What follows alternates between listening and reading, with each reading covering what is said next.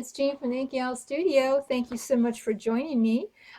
Today I'm going to be working on a new project, and it is going to be a small journal, roughly 4 by 6, with a hard cover and a lace spine. It's a very wide spine in this particular one, and the reason is that I'm not going to just put in pages, signatures. I'm going to put in like little mini sections from cardstock. They'll be like mini folios within the journal. So you'll see as we go on what I mean by that. So let's get started with the instructions for this part. For the cover, I'm going to start with a chipboard. You could also glue 3 or 4 pieces of cereal box together to make it heavy. And how I measured my size was I just folded an 8.5 by 11 paper 4 ways into fourths, and that's the size that I'm going to go for in this journal. Now I have a directional pattern on my paper. I'm allowing 3/4 of an inch all the way around, and so that I stay aligned with that direction, I put a measurement down, 1 inch measurement down on the side of that, or 3/4 of an inch, to make sure that when I go to glue it together, it will be straight. And then I'm going to put a heavy layer of a glue stick down here, and I am using the Scotch permanent glue stick. It's called Scotch Create, and I find this sticks very well, but you might have your favorite. And then we're going to go ahead and align that line there so that we know that our cover is straight, and checking to make sure that the direction is straight and everything, and it looks good. So I'm going to burnish it. And now I'm going to fold along the sides all the way around, crease it really well.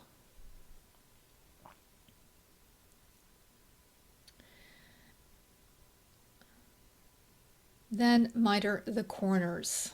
And so I'm cutting in sort of a curved motion right up to, but not quite to that corner, allowing about 1/8 of an inch to come out. Now you could also cut straight across if you want to, but I'm just kind of doing a little bit of a curve there. And I'm going to place a white glue, and I'm using glitter glue here, and I'm going to glue the long sides first, and I'm making sure that I'm putting glue right there on the edge, along the edge of the chipboard there, as well as on the flaps. Then I'm going to come into the corners and just sort of encourage that little extra 8 that's sticking out on that corner. I'm encouraging it to fold over just a little bit, and getting to the edges of each flap. And then I'm going to kind of go over with my burnishing tool just to fold down those little corners even more.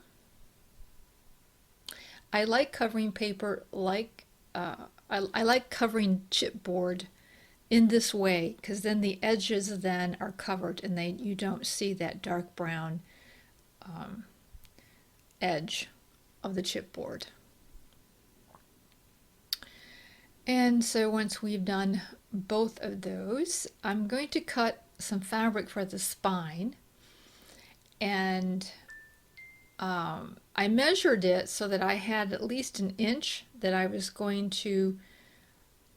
will eventually glue onto my cover, about, well, maybe 3/4 of an inch on each side.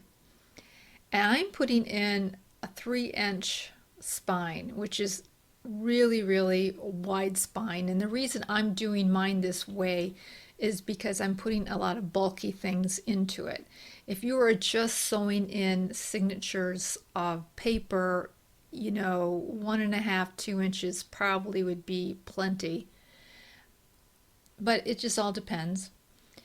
And here I'm going to cover it with lace because I felt that it was kind of a plain. And I wanted lace in the beginning anyways, and I using uh, that muslin piece as a foundation to lay my lace down on. And so I'll just film how I went about creating that spine.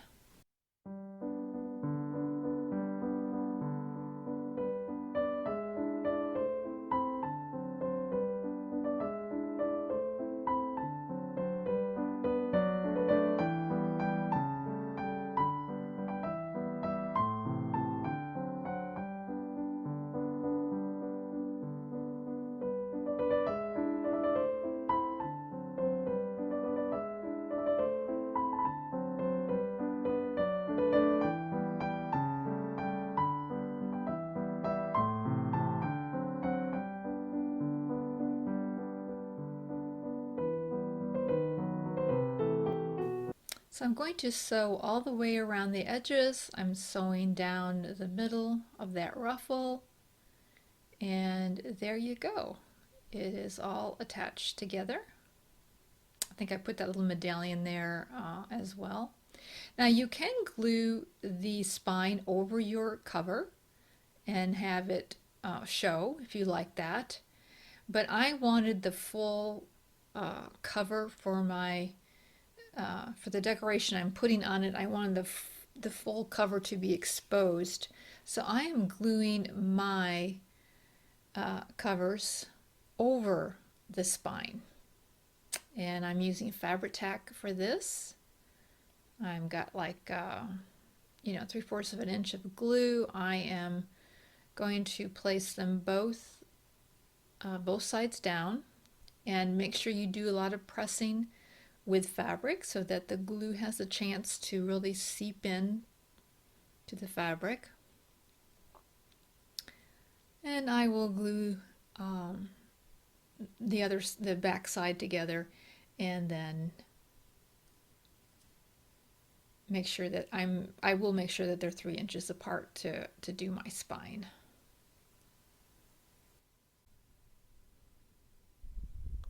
Now, I do not want to sew in my lace spine, so I'm going to put in another piece of fabric, a heavy piece of fabric there, to sew my signatures onto, and then I will sew that whole cloth onto that lacy spine. But it's not a step you have to do. You can sew your signatures right onto your spine.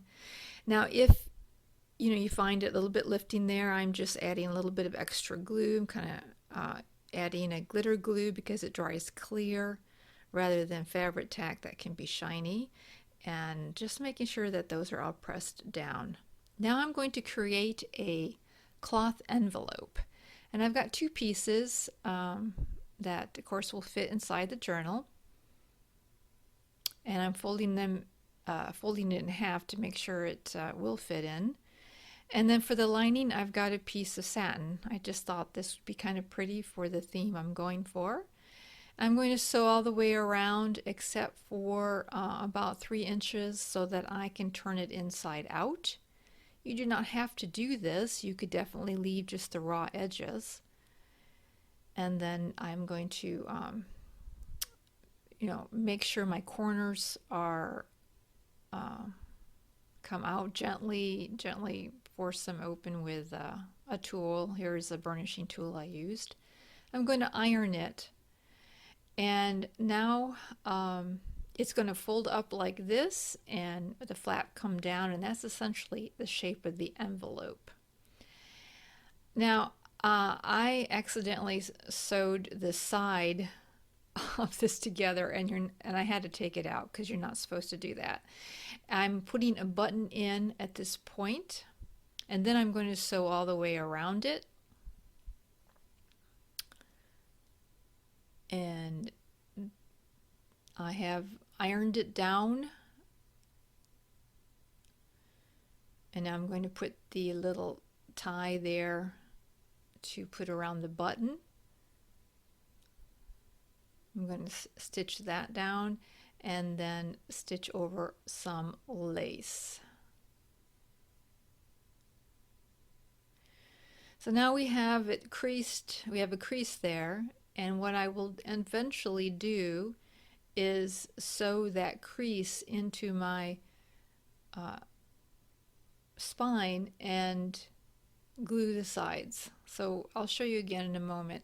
I took the inside fabric there that I'm going to put my signatures on, and I've ironed 1/4 of an inch starting from the middle. I've just pressed it 1/4 inch approximately, and over about 2 on each side, so that I have in the end five of these little lines. Now it might be easier for you just to take a ruler and start from the middle and lightly mark off 1/4 of an inches to know where to put your signatures at. I'm going to sew that envelope then and glue up the sides, and that's how it will sit in the journal. I did want to add a few things before I leave on this section, and that is the spine, the cloth I used for the spine. I used a heavyweight cotton. It's sort of like a twill. Um, it's a heavyweight cotton as my base. And then, of course, the next part of the spine is also this heavyweight material. What I wanted to point out was that if you are going to do like a pretty fabric or whatever for your spine, you'll want to choose uh, 2 layers, because a lot of cotton is a little bit too light for it to go be by itself. So my rule of thumb is to do a lightweight and a heavyweight together, or 2 medium weight cloths. But you will want to double and maybe even triple it up a little bit if you're using a lighter weight fabric in there. So just a heads up on that. I also wanted to show you that I'm doing another small journal along with that one, in pretty much the same concept. Only the pages inside here will be a little different type. So in this one, I am planning to sew right onto the spine. So I just went ahead and glued in my, I have a heavy and a medium weight cloth together, glued them into my covers, just like I did the last one. And just wanted to show you something a little bit simpler of what I am going to be constructing. This will be a pink Christmas journal, a December daily type of journal, and I made it sort of this album shape because I thought it would be really nice. It'd be easy to put pictures in here if you wanted to use it as a photo album. So that is another project I'm doing alongside this one. So please subscribe so that you know when part 2 comes out, and we will see you real soon. Thanks for watching. Bye.